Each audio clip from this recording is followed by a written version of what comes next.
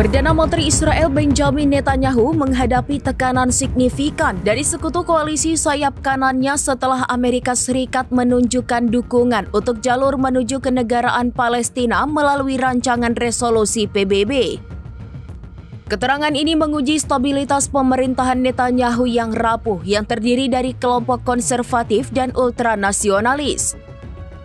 Mengutip laporan dari Reuters.com pada hari Minggu 15 November 2025, Netanyahu menegaskan kembali penentangannya yang tidak berubah terhadap pembentukan negara Palestina di wilayah manapun. Penegasan ini muncul setelah Amerika Serikat dan banyak negara Muslim mendukung rancangan resolusi Dewan Keamanan PBB yang mengacu pada rencana perdamaian Gaza yang diusulkan oleh Presiden Trump yang menyertakan klausul tentang kemungkinan jalur kredibel menuju penentuan nasib sendiri Palestina. Pernyataan Amerika Serikat tersebut memicu kemarahan dari Menteri Sayap Kanan Itamar Ben-Gvir dan Bezalel Smotrich. Kedua menteri itu dilaporkan mendesak Perdana Menteri untuk segera mengecam ide negara Palestina dengan Ben-Gvir bahkan mengancam akan menarik dukungan koalisi jika Netanyahu tidak bertindak. Netanyahu menanggapi gejolak internal tersebut dengan mengatakan bahwa ia tidak membutuhkan penegasan dari siapapun, menegaskan kembali bahwa Gaza akan didemilitarisasi dan Hamas akan dilucuti dengan cara apapun.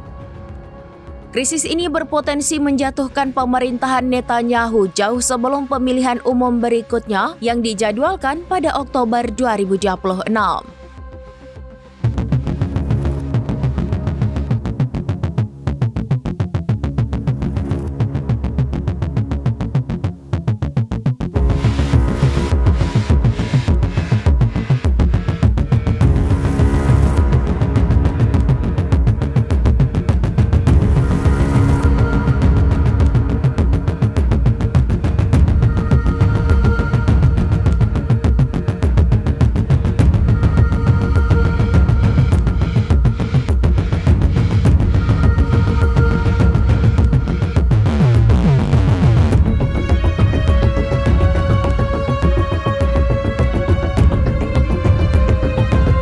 Download Tribun X sekarang, menghadirkan lokal menjadi Indonesia.